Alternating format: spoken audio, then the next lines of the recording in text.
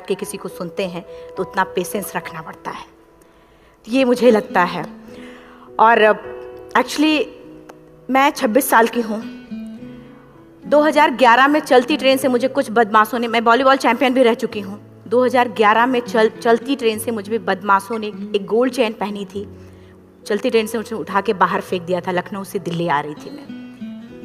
Compartment में बहुत सारे, जनरल कंपार्टमेंट था, बहुत सारे लोग थे, किसी ने मना नहीं किया। एक प्लेयर का जो स्पिरिट होता है वो अपने आप जब कोई छीनने की कोशिश करता कुछ भी वो देता नहीं है, तो मेरे में भी था। मैंने मना किया और उन्होंने मुझे चलती ट्रेन से वो 4-5 थे, उन्होंने बाहर फेंका।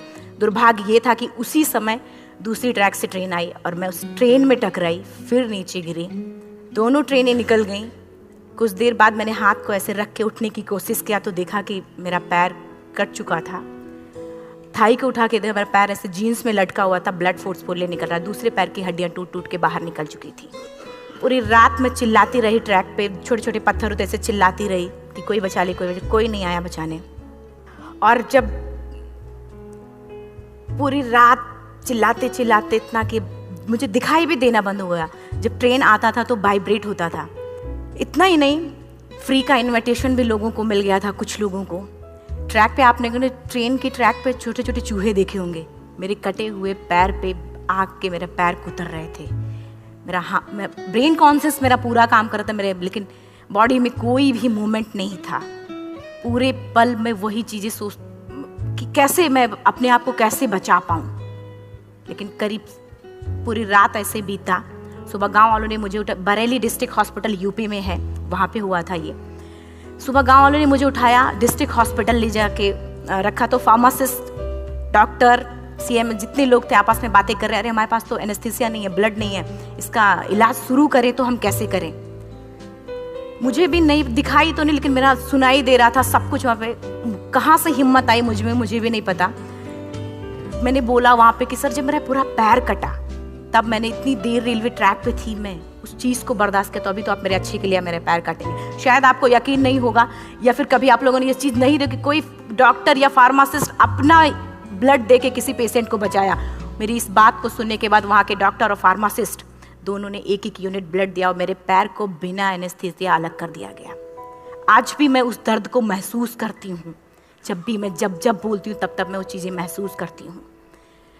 उसके बाद जब बात मीडिया में आई, लोगों को पता चला कि रिमा नेशनल प्लेयर है, KGMC king George medical college Lucknow में एडमिट करा, लखनऊ से फिर sport minister, AIIMS trauma centre Delhi. तब तक सब ठीक ठाक चल रहा था, प्लेयर होने की वजह से अच्छा ट्रीटमेंट मिलना शुरू हुआ। करीब 4 महीने मैं एम्स में रही। एम्स में रहने के बाद जब मैं थोड़ा ठीक हुई, करीब 25 दिन बाद जब ठीक हुई, न्यूज़पेपर में गोल गोल लिख के आ रहे कि अरुणिमा के पास टिकट नहीं था, अरुणिमा ट्रेन से कूद गई।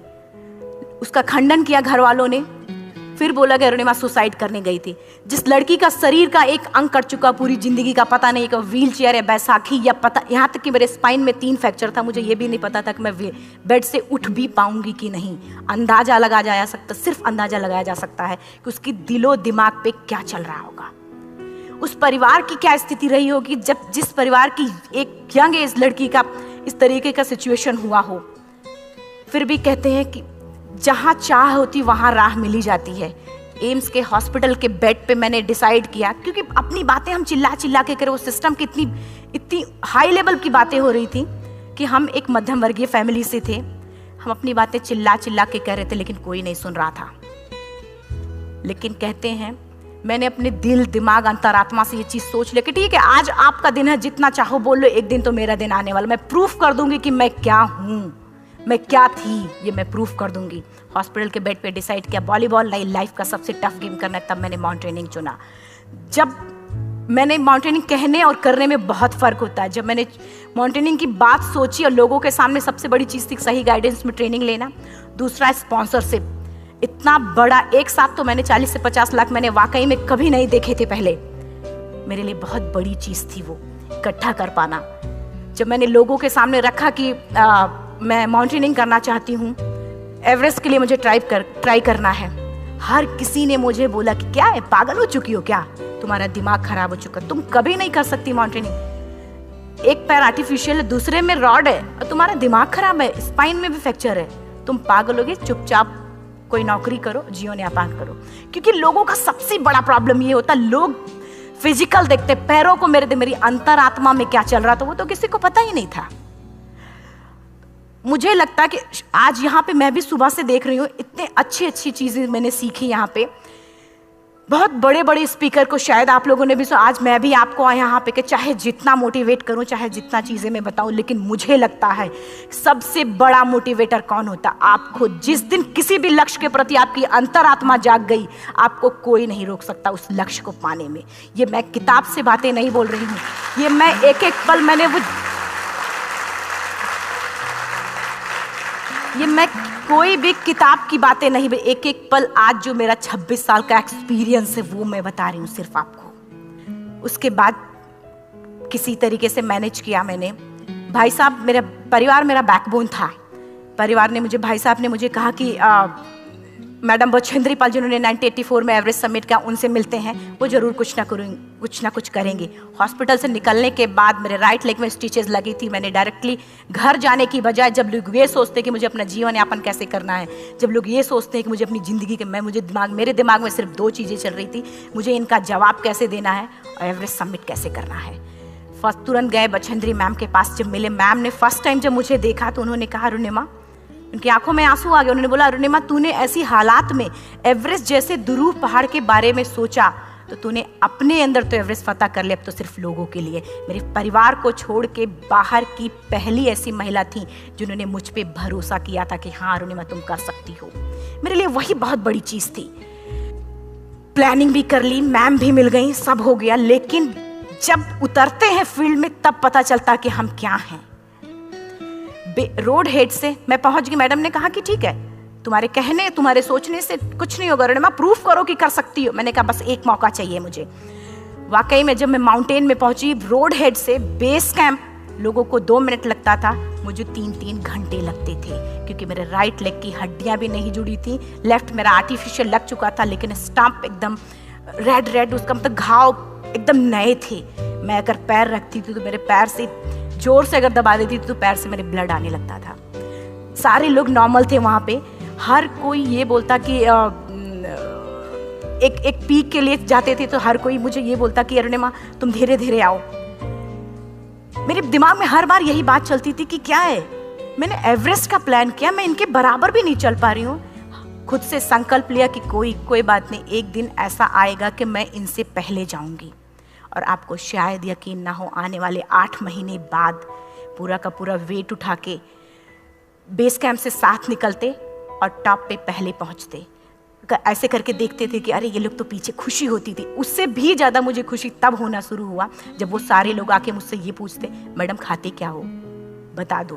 पैर नहीं है फिर भी कैसे चलते हो। उसके बाद पूरा मुझे स्पॉन्सरशिप मिला। मैं जब एवरेस्ट के लिए गई, मेरे लिए सबसे बड़ा, एवरेस्ट की जर्नी में मेरे सबसे बड़ा चैलेंज यही था कि दूसरे को समझा पाना। मैं नहीं समझा पाती कि भाई मैं कर सकती हूँ।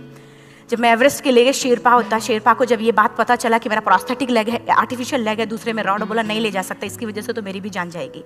मैडम ने, हमने सबने कन्विंस किया तो किसी तरीके से मैं, वाकई में जो टीवी में हम और उसमें फोटोज में देखते हैं ब्लू और ग्रीन आइस, हिला देने वाला होता। जितना सुंदर दिखता उतना ही हिला देने वाला होता। जब मैं, हमारे ग्रुप में 6 लोग थे, रॉकी एरिया तक मैं सबसे पहले थी, लेकिन जैसे ही मैं ग्रीन और ब्लू आइस में गई, मेरा आर्टिफिशियल लेग स्लिप कर जाता था। फ्रंट पॉइंटिंग से, जब मैं फ्रंट क्रैम्पोन से फ्रंट पॉइंटिंग मारती थी, लेफ्ट से पेन होता था तब भी करते, लेकिन आर्टिफिशियल जैसे फ्रंट पॉइंटिंग मूव हो जाता, मेरा पैर ही मूव हो जाता था। शेरपा मुझे बोला नहीं हो सकता अरुणिमा, जबरदस्ती मत करो। मैंने कहा कुछ नहीं, ये मेरा पैर है, मैं जानती हूँ कैसे चलेगा। फाइनली 1, 2 बार, 3 बार करने, 4 बार, 5 बार होल हो जाता था। आइस थोड़ा टूट के निकलता था तो मैं वहाँ पैर रख के जाती थी। कैंप 3 तक ठीक था, प्रॉपर एक्लिमेटाइज किया अपने आप। कैंप 3 तक जनरली गए। बात जब कैंप 3 के ऊपर की होती है, साउथ कोल समिट, अच्छे माउंटेनियर, अच्छे दिलेर के हौसले धरे के धरे तब रह जाते हैं जब अपनी आंखों के सामने किसी को मरता देखता है और दिमाग में बात, जब जिसको डिसीजन मेकिंग, और जब दिमाग में बातें जब ये आने लगती हैं कि अरे जिस चीज़ के लिए हम जा रहे हैं उसी चीज़ के लिए आदमी मर रहा है, इसी चीज़ के लोग लिए मर चुके हैं। रात में क्लाइंबिंग, ज़्यादा से ज़्यादा माउंटेनिंग रात में की जाती है क्योंकि वेदर शांत होता है। जब मैं रात में निकली साउथ कोल से, कैंप फोर्स से। मेरी हेडलाइट जिधर ही हेडलाइट जा रही थी उधर ही डेड बॉडीज मुझे नजर आ रही थी। मेरे रोंगटे खड़े हो रहे थे, मुझे समझ में नहीं आ रहा था कि मैं करूं तो क्या करूं। इतना ही नहीं, मैं जिस रोप में थी उसी रोप में जब मैं आगे जा रही हूँ और एक बांग्लादेशी, उनका हाथ हल्का हल्का ऐसे हिल रहा, मुंह से आवाज आ रही थी। मैं एक्सप्लेन नहीं कर सकती मुझे कितना डर लग रहा था। बार बार ये बार बार मन में आती, इसका ऑक्सीजन खत्म हुआ है, ये मर चुका है लास्ट सिचुएशन में, और हम कुछ नहीं कर पा रहे हैं, क्या करें। उसके बाद मैंने 10 से 15 मिनट सिर्फ मैं वहां खड़ी रही। मैंने सिर्फ इतना बोला कि अगर आप सभी में से सभी ने एवरेस्ट सबमिट कर लिया तब तो ठीक है, अगर नहीं सबमिट किया है मैं सबके लिए एवरेस्ट सबमिट करूंगी और जिंदा वापस जाऊंगी। क्योंकि जैसा हम सोचते हैं हमारी बॉडी उसी तरीके से जनरेट करना शुरू करती है। मैंने डेड बॉडी, क्योंकि जा ही नहीं सकते थे किनारे से, उसी रोप में वो एंकर है, डेड बॉडी को लांगी और लांग के जाना शुरू किया। हिलेरी स्टेप साउथ समिट के करीब जब मैं खुद पहुंची, मेरे शेरपा ने एक जोर से झटका मुझे दिया कि अरुणिमा वापस चलो, तुम्हारा ऑक्सीजन खत्म हो रहा है। हिलेरी स्टेप के बाद एवरेस्ट समिट है, थोड़ा चलने के बाद एवरेस्ट समिट है। अगर कोई आपसे ये बोले, आप अपने टारगेट के इतने करीब हो, अगर कोई आपसे ये बोले कि अरुणिमा वापस चलो, कैसा लगता है? मैंने भी यही बोला, सर क्या बोल रहे हो आप, मैं नहीं जाऊंगी वापस। बोला अरुणिमा जिंदगी रही, दोबारा ट्राई करना और एवरेस्ट समिट हो जाएगा दोबारा तुम्हारा। मैंने कहा नहीं, ये आप जिंदगी में गोल्ड चांस बार बार नहीं आते, लाइफ में कभी कभी आता है, ये आपके ऊपर आता, आप उसको पकड़ के रखते हो या फिर छोड़ देते हो। मैं अपना गोल्ड चांस कभी नहीं, क्योंकि मैं जानती थी मुझे स्पॉन्सरशिप बहुत मुश्किल से मिला, एक बार अगर मैं छोड़ देती दोबारा मुझे कभी नहीं मिलता। मैं बहुत अच्छी तरीके से जानती थी। मेरा फाइनली मुझे बछेंद्री मैम ने भी एक बार बात समझाई थी, मेरी माँ ने मुझे एक बात बताया था कि लाइफ में कभी कभी सिचुएशन ऐसी आती है जब सिर्फ आप अकेले होते हो, डिसीजन सिर्फ आपको लेना होता है। जहां पे भी होना, खड़े होकर हल्का सा पीछे मुड़कर देखना और ये सोचना कि आप एक एक कदम चल के यहां तक पहुंचे हो, सिर्फ अपना एक कदम आगे बढ़ाना, तुम देखना कुछ देर बाद तुम टॉप पे होगी। मेरे दिमाग में उनकी बातें वीडियो की तरह चल रही थी और सिर्फ एवरेस्ट का टॉप चल रहा था। मैंने शेरपा को पहले कन्विंस करने की कोशिश की कि भाई चल, कुछ नहीं होगा भाई चल। फाइनली जब वो नहीं माना, मैंने एक कदम आगे बढ़ाया, डिसीजन लिया कि नहीं, जाना ही जाना है। आगे बढ़े, करीब 1 से 1.5 घंटे बाद मैं टॉप पे थी। और इतना ही नहीं, आज भी मैं जितनी बार बोलती हूँ उतनी बार मैं महसूस करती हूँ, मेरे रोंगटे खड़े हो जाते हैं, मेरा दोनों हाथ ऊपर करके जोर जोर चिल्लाने का मन कर रहा, कितनी जोर से चिल्लाऊं कि सबको बता दूं कि आज मैं टॉप ऑफ द वर्ल्ड पे हूँ। उन लोगों को बता दो जो लोग ये सोचते हैं, लड़की, दूसरे विकलांग, तीसरे मिडिल क्लास में, जो लोग एक बार हार के फिर दोबारा लड़ना नहीं चाहते, जो लोग हारने के बाद सोचते हैं कि हम दोबारा कुछ कर नहीं सकते, उन लोगों को मैं चिल्ला चिल्ला के टॉप से बताना चाहती थी कि नहीं, आप सब कुछ कर सकते हो। सिर्फ एक सोच की विकलांगता, हैंडीकैप आदमी यहाँ से होता है, यहाँ से नहीं। अगर यहाँ से जो आदमी विकलांग है तो नॉर्मल आदमी भी विकलांग है, जो अगर यहाँ से विकलांग है। चिल्ला चिल्ला के मैं बताना चाहती थी। मैंने शेरपा से कहा कि आप एक फोटो खींच लो, क्योंकि सारे लोग फोटो, अपना नेशनल फ्लैग का जो वैल्यू होती है ना, वो जो हम कहीं बाहर होते हैं तो पता चलता है। मुझे भी बहुत खुशी हो रही थी, फ्लैग को हग किया और बोला फोटो खींचो। बोला पागल हो गई है, तेरा ऑक्सीजन कभी भी खत्म हो जाएगा, नीचे चल। कहा नहीं, फोटो खींच लो। फोटो खींचा उसने। वो तो अगली बार इतना तेज गुस्सा हुआ, मैंने उसको बोला कि भाई वीडियो भी बना ले। 8848 की हाइट पे ऑक्सीजन खत्म हो रहा है, आज हम भी हंस रहे हैं आप लोगों के साथ, क्योंकि यहाँ पूरा ऑक्सीजन है। और 8848 की हाइट पे जब मुझे शेरपा, कोई भी शेरपा को बोलेगा भाई वीडियो बना, तो परेशान हो जाएगा, पागल हो चुकी, क्या तुम मर जाए, यहाँ मैं जा रहा हूँ नीचे। मैंने कहा नहीं, कुछ नहीं होगा, आप बनाओ वीडियो। किसी तरीके से मैं 4-5 पेयर बैटरी रख के लेके गई कि डिस्पोजल कैमरा, एक अलग कैमरा की, मतलब एक नहीं काम करेगा तो दूसरा करेगा, प्रॉपर प्लानिंग से। शायद आप लोग भी सोचो कि वाकई में लड़की को इतना बड़ा रिस्क लेने की क्या जरूरत थी, कि जिंदगी कभी भी जा सकती थी इसकी। लेकिन मैंने वो रिस्क लिया क्यों? क्योंकि मैं चाहती थी, कहीं ना कहीं से मेरे भी दिमाग में ये बात आ चुका था कि मैं जिंदा वापस ना जाऊं। मैं चाहती थी कि अगर मैं जिंदा ना जाऊं तो ये वीडियो मेरे इंडिया, शेरपा से मैंने यही बात बोली, ये वीडियो अगर मैं जिंदा नहीं जाती, ये वीडियो मेरे इंडिया पहुंचा देना, मेरे यूथ तक चला जाएगा। क्योंकि मैं चाहती थी कि 11 अप्रैल 2011 को मेरा एक्सीडेंट हुआ, 21 मई 2013 10:55 पे मैं टॉप ऑफ द वर्ल्ड पे थी, ऑलमोस्ट 1 से 2 साल के अंदर। कैसे यहाँ से मैंने ये चीज, मैंने कभी भी कामयाब होने के, मेरी वो जिंदगी बन चुकी थी, मेरा जुनून बन चुका था, मेरा पैशन मेरा जिद बन चुका था। वो मेरा सोते उठते बैठते सिर्फ मुझे एवरेस्ट दिखाई जाए। और मुझे लगता है किसी को भी अगर अपना लक्ष्य पाना है, यहाँ से अगर वो पागलपन जब तक नहीं आएगा तब तक नहीं होगा। फाइनली उसने वीडियो बनाया। आप बोल रहे फटाफट अरुणिमा नीचे भागो। जब मैं टॉप पे थी तो कुछ लोग और भी थे, लेकिन 10:55 पे मैंने एवरेस्ट समिट, 11 बजे के बाद अगर कोई अटैम्प्ट करने की कोशिश करता है उसको सुसाइड अटैम्प्ट बोलते हैं। जैसे ही मैं नीचे चलना शुरू की, मैंने कहा भाई हाँ चल नीचे चलते हैं। ज़्यादा से ज़्यादा मौतें नीचे आते वक्त होती हैं एवरेस्ट पे। जब मैं नीचे आ रही हूँ, थोड़ा दूर ही मैं नीचे चली थी, मेरा ऑक्सीजन पूरी तरीके से ख़त्म। सिर्फ अंदाज़ा लगाया सकता कि जब ऑक्सीजन ख़त्म हुआ क्या परिस्थिति रही होगी। मैं ऐसे नीचे गिर गई और शेरपा मुझे बोला कि अरुणिमा मुझे यकीन नहीं था कि तू एवरेस्ट समिट कर पाएगी, लेकिन फिर भी तूने किया। मैं चाहता हूँ कि अरुणिमा जिंदा चल, तू वापस उठ, खड़ी हो। मुझे खड़ा करने की वो कोशिश कर रहा था बार बार, मैं खड़ी नहीं हो पा रही थी, वाकई में दम ही नहीं था। लेकिन फिर भी कहते हैं कि जैसे हमारे नियम होते हैं वैसे ऊपर वाले के भी नियम हैं। उसकी लिस्ट में जब मेरा नाम नहीं है तो वो मुझे नहीं ले जा सकता।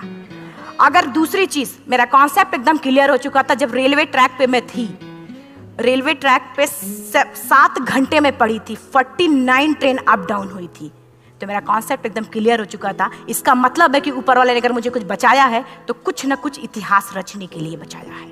मैंने पॉजिटिव तरीके से सोचा। और उसी समय एक ब्रिटिश क्लाइंबर नीचे से ऊपर आ रहा था और उसके पास 2 ऑक्सीजन, तो उसने एक को वहीं फेंका और दूसरे को लेके नीचे जाना शुरू किया क्योंकि वेदर खराब था। मेरा शेरपा मुझे एंकर किया और जाने लगा नीचे, और वो फटाफट उसको लेके आए, मुझे लगाया। उसने बोला अरुणिमा तू बहुत लकी है कि तुझे यहाँ पे ऑक्सीजन मिला है। वाकई में ऊपर वाला भी चाहता है कि तू जिंदा रहे। वो मुझे बार बार लकी लकी बोल रहा था। शायद आप लोग में से भी कोई होगा कि जो लक और भाग्य जैसी चीज़ों पे भी यकीन करता हो, या पता नहीं भी। मैं किसी की भावनाओं को ठेस नहीं पहुंचाना चाहती, लेकिन मैं इन किसी भी चीज़ों पे भरोसा नहीं करती, क्योंकि मेरा मानना है कि लक भी उसी का साथ देता है जिसके अंदर जीतने का जज्बा है। अगर आपके अंदर जीतने का जज्बा नहीं है, चारों तरफ सिर्फ बहाने होते हैं, सिर्फ बहाने, इतना सारा एक्सक्यूज होता है। शायद मैं भी अगर वापस आ गई होती तो मैं बोल देती मेरा ऑक्सीजन खत्म है, कोई मुझसे पूछने ना बचेंद्री मन ना मेरा परिवार, कोई भी मुझसे मुझे पूछने नहीं आता। लेकिन क्या कभी मैं अपने आप को समझा पाती? कभी नहीं।